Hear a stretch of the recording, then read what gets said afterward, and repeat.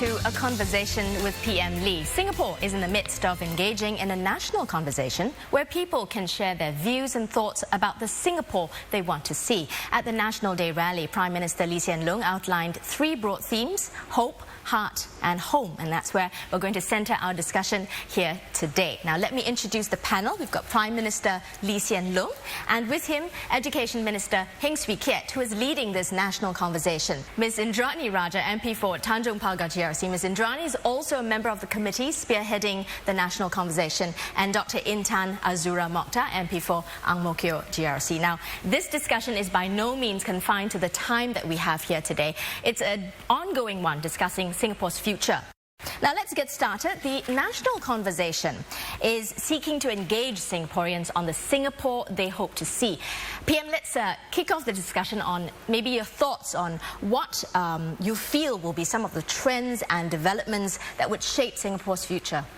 Well, I think the next 20 years are going to be very, very different from the last 20 years. We have been through a period of rapid change, uncertainty. We've had the Asian crisis, ups, downs, fears about jobs, and I think people have felt the stress and strain. But I think the next 20 years the changes will be even faster, because China and India are growing rapidly. I've just been in China.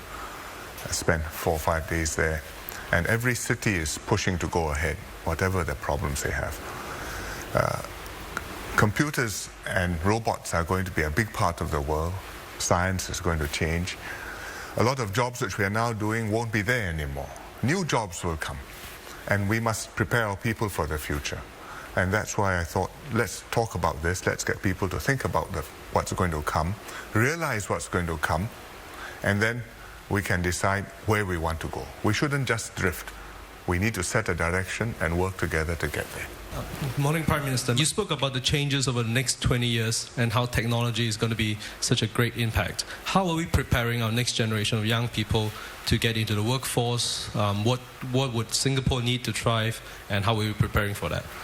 Well, we're working very hard at it. First of all, I put Heng Keat in the Ministry of Education and supported by a strong team and Indranee is going to go there soon, and Intan is also working in NIE. So this is an area of great emphasis for us.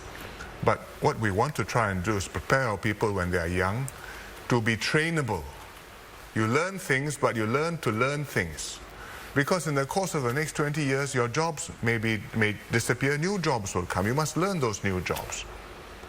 And you must continue to be flexible and adaptable. I think what we can do in school and university, we can talk about. But what is also necessary is for our young people to go and see the world and to understand what's happening outside. You can't just do it from a textbook or a screen in the classroom. You must be there, meet the people. Then you talk to them. Then you realize how ambitious and driven they are and hungry they are. Then you come back and you know we have to run and run hard in order to do well. The critical thing is for every Singaporean to be a lifelong learner. And for that we must start young. If we can ignite the joy of learning in every child, then I think they will go on to acquire this habit of lifelong learning. And that's why we are making these changes in our education system to be student-centric, to be values-driven. And to be student-centric means that we must try and have every child, every student, an engaged learner. Because when they are engaged in their learning, they will put in a lot of effort on their own. And the other aspect of it, I think, will be the importance of values and character development. There will be new knowledge, new technology and new discoveries. And there will be many changes that will happen around us. But if we have the right values that will allow a person to continue to do well, to persist, to be determined, to go on overcoming challenges, then I think we'll have a good start. The question I have is today, when we educate our people, train them to continue to challenge themselves to be innovators versus accepting the norm and taking the safe route? Unfortunately, I think culturally, in the Asian culture, it's just this fear for failure is actually pretty high.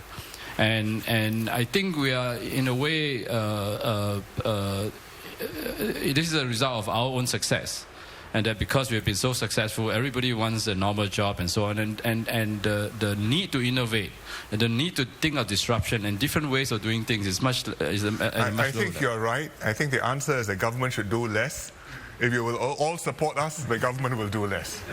But unfortunately, every time there's a problem, you straight away ask me, what's the government going to do about it? And the answer sometimes is, really, we shouldn't get involved, and really, we should let things sort themselves out. It's not Asian to be non-creative. When you go to China, they got a lot of startup companies now, very vibrant. In Beijing, Zhongguancun, which is the area around Beijing University, many startup companies, all hoping to be the next Baidu or Alibaba. So we don't have quite as many people and not gathered from such a huge base, but I think we should make the most of our talent and try to do the same. I'm a mother of 2 children, and I just wanted to pick up the point that you said about failure, because I think the education system that we have is definitely superior, but my main concern is how do we actually deal with failures?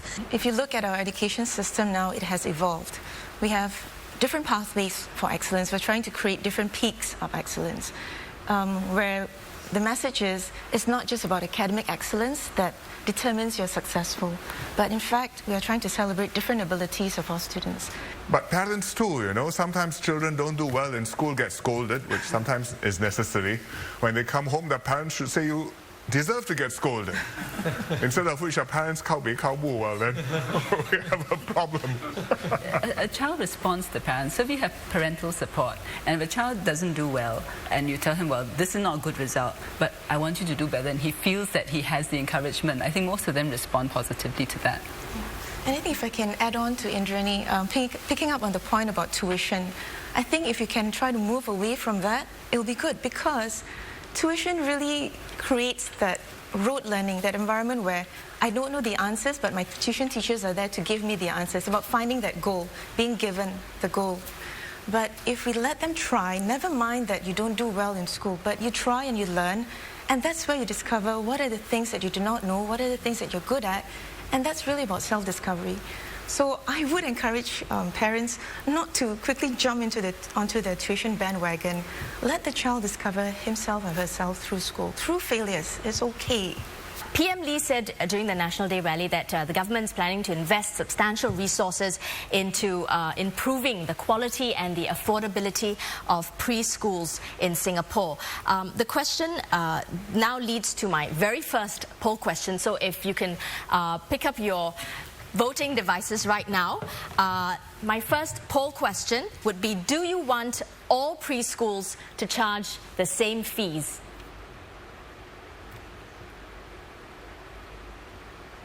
Just a reminder, green for yes, red for no. A 70%. 70% of you are saying yes, you want all preschools to charge the same fees, and 30% said no. Now, I'd like to find out actually from the people saying no, what's your reason for saying no? So if you can point yourselves out to us, what's your reason for saying no? Yes. I don't think all preschools should charge the same fees because there are different kinds of preschools out there. I think the question should be framed whether the range of fees, how much of range are we talking about? You know, should we look at an extreme end where, you know, fees are charged in the high hundreds versus something at the PCF level? I think my concern is that there is really a wide range of fees, and there's also a wide range of programs.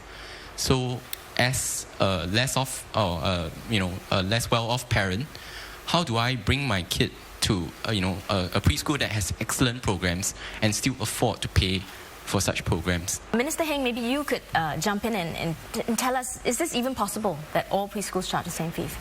Well, I don't think it's practical for us to mandate one fees for all preschools, because as you said, the preschools are all slightly different. But what we must aim to have is to have good, affordable preschool for the majority of our students. And that is what the implementation committee that Minister Chan Chun Seng and I are chairing are looking at. We need to expand the number of anchor operators, and we need to help them with raising the quality of teachers, with the teaching resources, and with the right methods of teaching. With regards to why I voted no for this preschool issue, I think the key point here is this. If you were to charge flat fees for all people, then will the preschools innovate different programs? Because once there's this fee cap, then I'm just afraid that childcare centres and preschools will start to reduce the quality of programs in order to meet cost constraints. So I think it's important for them to be able to charge different prices so as to offer a variety of choices for parents out there to then decide which preschool is the best for their child, because every child learns differently, and I think we need to have a wide range. I think that's a valid point, because the first question is, do we want all preschools to be the same or not? I mean, we want all preschools to be good ones, right? But they can be good in different ways, and some people may want 2- or 3-star treatment, and others may be happy with a 1-star good school. So if the schools are going to be different, can they charge the same? I think that's going to be very difficult. Actually, my view on this is that we should at least set this direction such that we'll work towards more equality between all the preschools, so that with equality there will actually be more hope for students. So students shouldn't be judged based on their background, their family background. If you can afford a very good preschool, you actually get a better education, and that sets you off. So I think MOE should have this direction to make sure that the differential is not too much. I think we can raise the base. That will reduce the differential.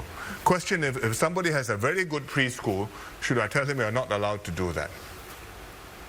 And you must charge 20% less and pay your teachers a bit less and have bigger classes. Should I get involved? I think it's difficult. So I think we can raise the base. I don't think we can bring the top down. I think that the question didn't specify the rate. So the question was, should all pay the same rate? So one possibility is you take the top rate. Everybody pays the top rate. I don't think people want that, because you may be going to a preschool where the quality of the education is not the same, right? But you're forced to pay in the hundreds. So you don't want to do that. You can do the opposite. You can take the bottom rate. And then, as you have pointed out, the schools or the preschools that are offering a lot more will say, okay, now we've got the bottom rate, we can't cover our costs, so we drop a lot of programs, and some of the parents won't be happy. So then we come to what Minister Heng said, which is we try to get the middle, which is broadly affordable, and then for those who cannot afford that, there'll be another choice, and for those who want more, there's also another choice. And those who are really poor, we make sure we've got schemes to help them to afford that, which I think we have and which I think we can improve. Yes. But maybe we take some. We must look at the extreme left side too. I am in the LSC program. I'm a reading mom, and most of my kids who come, who cannot read, are the kids who have not attended preschools, or who have gone to preschools, but the quality of education was not proper. So what I feel is the question should not be that the price should be the same, but I think the quality should be should be made, like at least there should be a standard. The quality. Yes. The quality should be raised, and the standard of education when they come into primary one, if they can't read, then I fear for them that how will they go ahead P2, P3, and then P6, that's like scary. But I would like to caution that when we look at the preschool curriculum, we are not going to push a lot of what should be learned at primary 1 and primary 2 into the preschool, because I think the method of stimulating learning in preschool children should be different from those in the primary school. So the ministry will be coming out with the curriculum guidelines by the end of the year on what we expect of preschool and what should be done at the primary school. Thank you. Okay, we'll have to leave this discussion right here for the time being. It's time for a quick break. When we come back, we'll discuss Singapore's fertility rate. Stay tuned. Otherwise known as babies.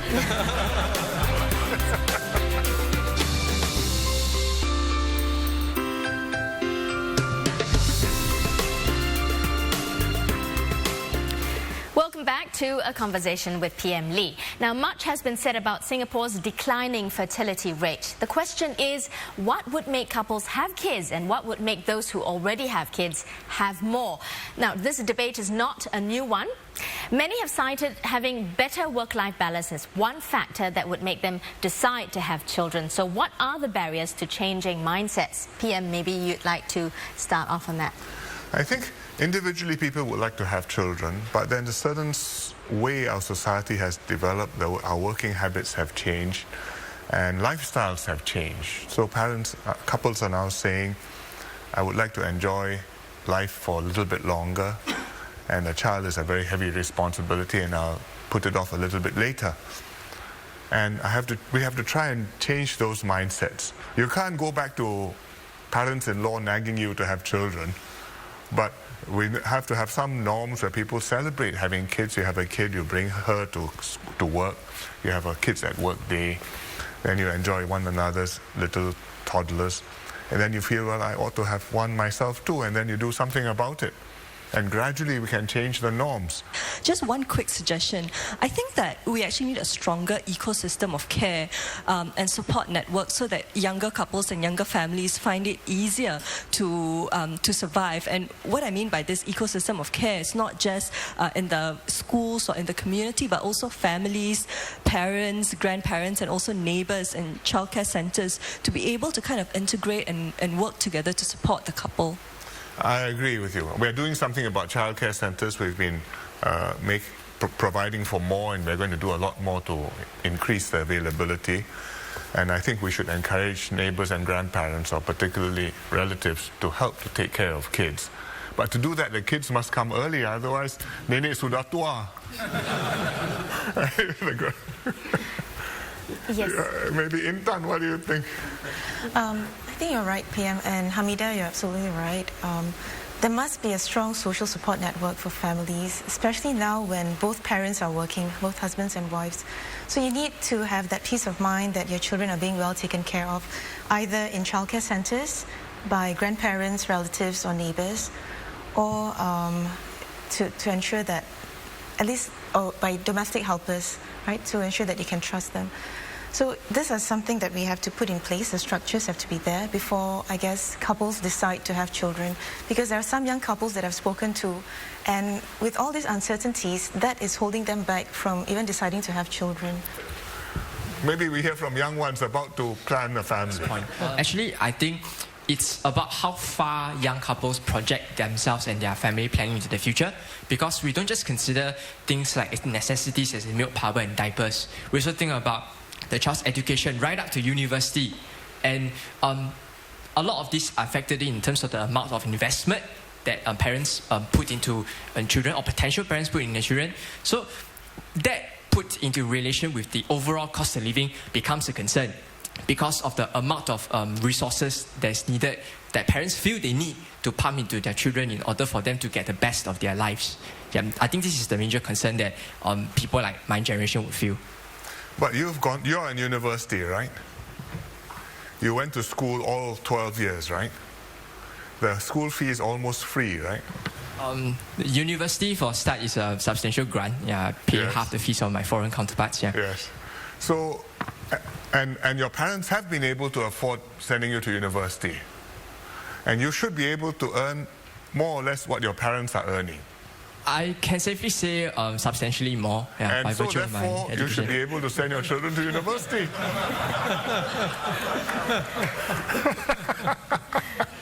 Yeah, let's take a lady.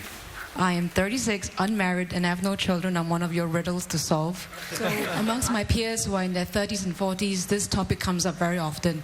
Both married and unmarried, we find that we are well educated, we're well traveled, we think for ourselves what kind of lifestyles we want. Women can now pursue careers, they don't have to get married to have children, and the sort of traditional notion of what one should do. We find that current policies seem to penalize us or anyone who isn't married, and specifically two working couples. So married working couples have told me that if say the wife decides to stay at home and take care of the child, she loses certain subsidies. I think it's the working mother relief subsidy. And then we have friends also who are asking why, if I can't find a husband that I want to marry, why can't I have a child as a single woman? Or why can't de facto couples be recognized? Why can't de facto couples have children and still have the same access to subsidies and rights? Well, you raise a very serious point. I think a lot of Singaporeans won't agree with you, but it's a very serious point. And when we talk about Scandinavians and why they have a lot of kids, in fact, one of the reasons they are able to have a lot of kids is precisely because of what you say. Many of them are not in married relationships. I mean, they may be living together, they may be long-term partners, but they are not married together, and most of their kids are born out of wedlock. And in that society, it works. But in Singapore, the norm has been you get married first and then you have children afterwards. And you may or may not stay married, you may be divorced, something happens. But try and have a husband and wife take care of their kid. And I think there have been some significant advantages to our society to aim for that norm. Because a kid brought up by a single mother or single father, I think is at a disadvantage in many ways. I mean, resources, guidance, stability of the family background. I am a single parent. My daughter is 8 this year. I homeschooled her. She didn't go to preschool, and she's actually one of the top 5 in the class. So I think it's more about educating parents. How do they actually teach their children, because they learn from home? Now, being a single parent myself, to be honest, I don't intend to marry, but I do want to have more children, and I do face difficulty getting a house, for example, because in HDB, even though you're a single parent, you need to be either widowed or divorced. And because I don't have a piece of paper, a certificate showing that I'm married, I can't get housing, and it's quite a struggle in that place, because I can afford to raise more children. I've got a good job, I've got good family support, but I just don't have the facility. Well, I did mention that we are looking at the question of singles for HDB, and Common One has said, well, he's studying that. So your predicament is one of those circumstances which he will have to be thinking about. I think probably, either that or maybe for open market housing, we could decrease the down payment from 20 to 10. Then I think everyone will buy a house, right? I will pass your suggestion to MND. I have 2 daughters and a son. So if my daughters, I will guide them to make sure they get into good relationships, they get married, and they have children. So while the young people are all in free flow and talk about all the choices, ultimately, go and talk to your parents. They'll tell you the strengths. You need to be wholesome. I know it's very difficult to find the right partner, but maybe our bar is too high. There really is nothing wrong with being single parents or having diversity. For someone from his perspective, it's not something very acceptable. And the challenge in Singapore is we've got different people with different viewpoints, and how does the government manage that? So I guess that the point is you have to move fairly carefully in terms of how you signal it. And just now you mentioned the word penalties.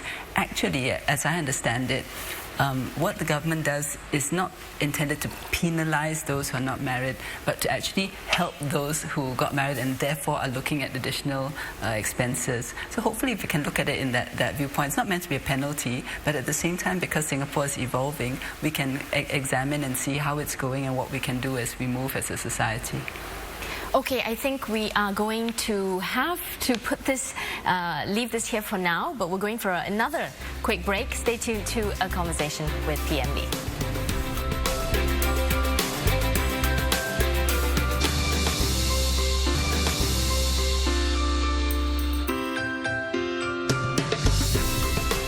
Welcome back. You're watching A Conversation with PM Lee. Now, before the break, we were talking about babies, and we had ideas which broke out of the traditional idea of a family. So with that in mind, we are going to go for another poll. If you could pick up your devices now, we are going to ask you, should non-married couples have children? Should non-married couples have children? Okay, results are, 54% saying no, 46% says yes. Which is quite close. It shows that attitudes gradually change, and some people will be happy, some people will not be so comfortable, and we have to progress gradually. And we have to be very careful of unintended consequences. I do agree that as society, as shown by the poll, as society evolves, there probably should be a need, and there probably should be a consideration for more different modes of parenthood. But at the same time, I think there's a big chunk of society who are still more in the traditional mindset and mode. So I guess we probably need to move at like a graduated, calibrated pace. No, I think as a policy, we should stick to encouraging traditional families. There will be some families who operate in different ways. We accept that. But as a norm, I think father, mother, married, and bringing up children has worked for us. We should be very careful not to shake the basis for that. In the recent budget, the government actually introduced a lot of major initiatives to help the low income, the elderly, the middle income. In fact, just about almost every segment of society receives some sort of helping hand from the government. But should help come from the government alone? Now, the PM also said during the National Day rally that he wants to see a Singapore where people treat others with big hearts. So, well, talking about that, it's also a time for another poll. We had a poll prepared about treating other Singaporeans. And this question is whether or not you are happy with how others view Singaporeans. Okay, and the results? It's 52% says yes, 48% saying no. PM, you're quite widely travelled. How do others view Singaporeans? Well, they're very polite with me. I think there is a lot of respect for Singapore. Our brand name is good. They associate us with being reliable, with being competent, with high standards, with cleanliness, a green city. But at the same time, although people don't say this directly to me, I know that sometimes when we're overseas, we don't always behave exactly as we ought to as Singaporeans. And we let the side down because you are not satisfied with standards overseas. You say, in Singapore, we do it much better. You're not satisfied with the food or with the public transport or with the customs of the people. And I think it is possible for us unconsciously to become an ugly Singaporean. And it's not just when we're overseas, but even when we're at home and visitors come to Singapore. Sometimes they have good experiences and they write about it. And you hear people who have lost something and got returned to them, or fell down and got helped up and assisted. But you also have people who come and have had unhappy experiences. And I think we should be very careful to try to see ourselves as others see us. So if we are satisfied with the way others see us, that doesn't mean we should be happy. We have to make an effort to find out how things are. My own brother is married to a foreigner, and currently what they experience is that there's a sudden feeling, ground feeling or sentiments that is very anti-foreigner, or what they call xenophobic. And this is something which hasn't been felt just a few years back, 3 or 4 years back. It has been very acute just since the past 2 years ago. And my question is, probably would this be helpful in assimilating those real genuine cases, whereby they really want to come here and settle down? Because sometimes they find out that they come to the right place, because Singapore is right in many places. It's very good in many places. It's just that the sentiment, is it temporary, or is the government going to do more to help? Well, do you think the sentiment is good? I personally, from people who I interact with, most Singaporeans do not really are still quite against too liberal immigration policies. But what is your view? My own view is they have to be here, provided they are here for a good reason. But what is important is we as a society, how we're going to be welcoming to new people, and it boils down a lot to, I think, how we educate our young. So I do hope that all of us as adults realize that we are role models to our children, and that what we do, what we say, what we recognize will have a big impact. And therefore it is important for us to reflect on our own behavior and our own comments on various issues. I think if we are respectful, we are gracious, we are caring, our children will learn those values. If I can just jump in, Minister's point, when it comes to teaching values, it's not just about the schools, teachers, as well as parents, but also the community at large. Because our young are very impressionable. The schools and teachers can teach them certain values, parents can teach them a set of values, but what they see in society out there, that will have an impact on how they behave later on in the future. So for those of us among us who are not parents, who may think that or that responsibility is for the teachers or for parents only, I think we're quite mistaken. It's really up to each and every one of us. We have a role to play in espousing the right values among our young. If I could share a very extreme example, last year after I raised this issue about values education, one mother wrote to me and said that, Minister, you are going to have a very hard time. Let me share with you what happened at a shopping center a week ago. There was a long queue at the ladies' toilet, and one lady brought a primary 3 girl into the cubicle, and the girl said, no, my teacher taught us that we must queue up. And the mother said, no, you are urgent, just go in. And then the mother said, the girl said, no, our teacher said we must queue up. And then the mother said, you either do it or I'm going to slap you. So this lady shared with me this story and said that, it is challenging unless we ourselves believe in it and we are role models. And since then, I have a flurry of letters from parents, some sharing very positive experiences, some sharing negative experiences like this. I'd just like to share that most of what I've learned about Singapore and about our home is that it's actually come through my interactions with people from outside of Singapore. When we host students from overseas, they come over, they visit Chinatown, and they see that on the same street there's an Indian temple, a Chinese temple, and a mosque, and they are amazed because this cannot happen in many places. And that makes me wonder, that makes me go back and think, how did we come here? How is this possible? And that's where I learn. So I think maybe in schools it would be very good to introduce some form of activities where students get to experience these interactions with people who will show them, not just tell them, why Singapore has come and been the way that it is, and how it is that we've got here. We're trying. I think we will try harder and smarter.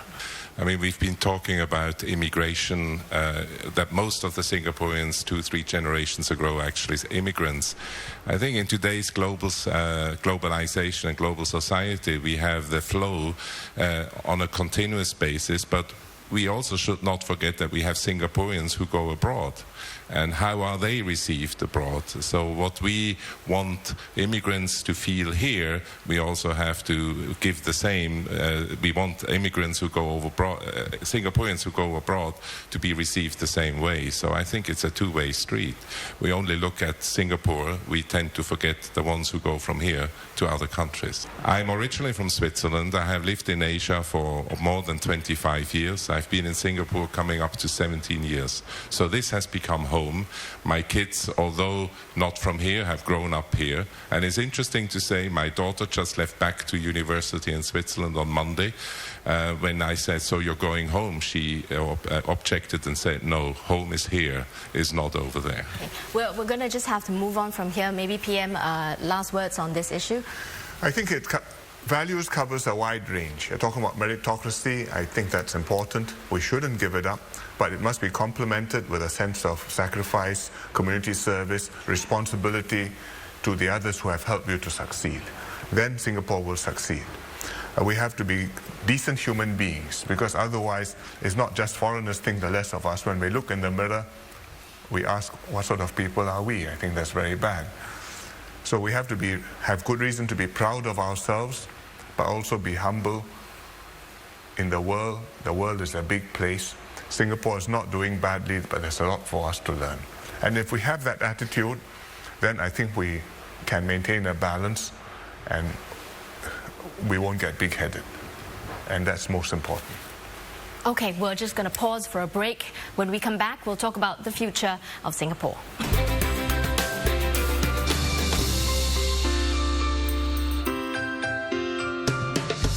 Welcome back.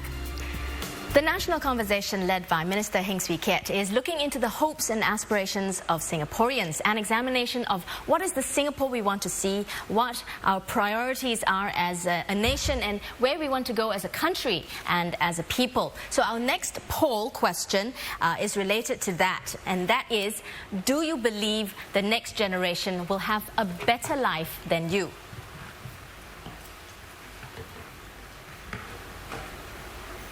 Okay, let's have a look at what the audience thinks. Well, it's 70% saying yes, they do, and 30% no. PM is comment on the result. I think the potential for the next generation to do better is enormous. You are starting from a so much better base. We've built, Singapore is strong, the resources are there, you are well educated, and I think the future bodes well for the whole of Asia, and we are in the right place in the world. If you were some other part of the world, I think you might have a tough time. But here in Asia, I think we will have an exciting and a good time. No. But you have to work for it. Nothing is going to be effortless. I'd like to hear from those who actually polled no, the 30%. What were your reasons for believing that the future is in bright Singapore? I think the next generation would probably have a materially, qualitatively better life. No doubt about that. But I think, will they have a more fulfilled, comforted life than me? I don't think so. Because of the rat race, for a start, I'm very glad I went to school when I did. But I look at the young kids and what they're doing in school now, and I wish I had those opportunities. The thing I would worry about is, over the last 40 years or so, I think our nation have goals such as to survive to begin with, maybe later on in the recent years to prosper, and more or less we can say that we kind of have done that. What I would worry about is the lack of sense of purpose. What next? What are we trying to achieve next? And I think with a sense of purpose, this actually solves a lot of the previous problems such as xenophobia. If we have a common purpose, then it unites people. It creates more things that unites us than divides us. And I think what I worried about is I don't know whether today we have a very clear sense of what are we doing next. I agree with you that is an important point. Because if we are poor, then to become not poor is a powerful drive. You need the next meal, you need the schools, you need the hospitals, you need the houses. Now you have schools, hospitals, and houses. What do you want to achieve in life? And, well, you want better schools and houses and hospitals. That's reasonable. But beyond that, what do you want to do? You want your children to have opportunities. You want your children to be creative. You want your people, you want to leave an impression, not just in Singapore, but in the world, that here we are able to fulfill the human spirit. I mean, if you have a talent, you can give it full rein and flourish. You can be a painter, you can be an artist, you can be a designer, you can be a musician or actor. There is scope opportunities for you. Is it going to be as sharp? Probably not so focused. But is it going to be difficult and worthwhile? I think yes. Because not many countries can do that. Supposing you were living in I don't know, France, Germany, or America. What would be your great purpose in life? Probably focus on your own family and your own career. But in Singapore, we are a small place. I think you have to try and get together and define what we are trying to aim for over the next 20, 30 years. And that's one of the reasons why we are holding the national conversation. Indeed, if I could just add a point, I hope that our Singapore conversation will enable us to have all Singaporeans coming together to talk about the kind of future that we want to build together, that sense of common purpose that you mentioned. Just on Monday, an American professor who has been doing a lot of work in promoting the study of humanities was in Singapore, and he said, "You are the only country in the world that I know of where people are coming together to ask this question, what kind of country do we want to build and what kind of people do we want to be?" So this is a great opportunity for us to build that sense of common purpose. We never arrive, you see. You're always on a journey. If you have arrived, you fall off the bicycle. But you have to keep on moving and aiming for something which is in front of you, which is worthwhile. On the topic of like hope for Singapore, basically, I think I'm optimistic, about the future for my future generations. But the thing about it is that a concern, of course, is inclusive growth in the sense that it's not just people who are affluent, because as the economy becomes more and more affluent, we must also remember that there's a widening gap between the rich and the poor, and that's something that I think the government, of course, should definitely take note and work together with people on the ground to counter that. Indeed, we have taken note and we are working hard with people on the ground. Thank you. Yes. Well, I have a day job, but I also volunteer quite actively in the non-profit side. One of the highlights, well, maybe not a highlight, of the National Day rally was when PM said that taxes in the next 20 years would go up for social needs. Obviously, all of us would be part of that category, given that it's the next 20 years. So I have an idea to make taxes more palatable to the public. And the idea I have is actually from my non-profit work. From the non-profit side, I realized that when I approach donors for my charity, they're more receptive when I tell them exactly where the money is going to. My proposal is for us, where we pay taxes, to consider giving Singapore citizens a choice, which means that I hope in the future I get a tax bill, a tax bill which says, would you like to choose one of 3 or 5 different areas? So the government would actually have an idea of which of the 3 areas it would be, say education, transport, healthcare. And let's say I chose education. I would really appreciate a letter from Minister Heng to say, thank you, for giving us, your money, and this is how I spent it in the year. And I think immediately I can think of 3 different things that come out of it that are very good. Number 1, I think people like me will feel really included. So you're talking about inclusiveness in the process, right?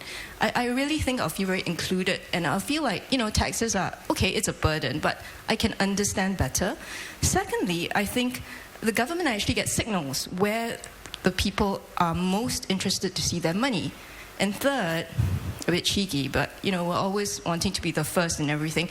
I think it's a very innovative thing and creative thing for us to think about as we look into the next 20 years and the inclusiveness of Singaporeans. So what does the panel think about her proposal? We'll consider that. Universities do that very well. Charities do that very well. They send you a report card every year and say, here's the work, here's your money helped to fund this kid. Exactly. Yeah. So please keep on funding him. Yes. And we ought to be able to do that too. But not all the government's duties are as photogenic as the kid. And some of it has to be funded even though it may not be warm and popular. I think nobody likes to pay more taxes. On my Facebook, we had posts for each segment of my speech. Talk about preschool, so many likes. Talk about kindergarten, so many likes. Talk about taxes, 1/3 as many likes. Even fewer than talking about foreigners. So nobody volunteers to pay taxes. But we need to be satisfied that the dollars are well spent and you know where the money has gone. I am, like Jasmine, optimistic of the next generation after me. But I am deeply concerned that they will grow up in a me-first Singapore. How are we going to address the folks who say, no, please don't build a old folks home, please don't build rental flats, please don't build foreign worker hostels in my backyard. People who go online anonymously, cynically talk about it, people who like to complain, people who kiasu, parents who, cut their kids' hair for $60 then scold the parent, the teacher. So this cynicism and me first, what are we going to do about it? Because I think I wouldn't want my generation, the generation after me, to grow up in a Singapore like that. Maybe PM, you'd like to just wrap up this whole conversation about future? I think there will be many dreams and many aspirations among Singaporeans. There has to be a certain shared purpose and identity. We're all Singaporeans. There's something which distinguishes us, so we recognize one another, we feel together. But we have different things which you'd like to do. You may want to teach, you may want to be in social enterprise, you may want to be in the arts or in music, or you may feel passionately about building your business. I think the special thing about Singapore, which we try to do, is that whichever these aspirations you have a chance of doing it here. And your child, son or daughter, ought to have more chance of doing it here. As the MIT president, Susan Hockfield, said to me, here in Singapore you have the full potential of the human spirit possible. Where else can you do that? We may worry about many things. Is the cost of living high? Is the future affordable? What happens when I grow old? If you want to look for a place where you don't worry about these things, maybe in Nirvana. But that is, on this world, I think every country has its own concerns and worries. And we have to deal with ours seriously, but see them in perspective. And I think we can look forward with confidence and be sure that our children will live better lives than we do. So thank you very much to members of the audience for contributing your ideas, your comments, your feedback, your suggestions to us. And thank you as well to the panel, Prime Minister Lee Hsien Loong, Minister Heng Keat, Ms. Indranee Rajah and Dr. Intan, Azura Mokhtar for sharing your insights with us. You've been watching A Conversation with PM Lee. Good night.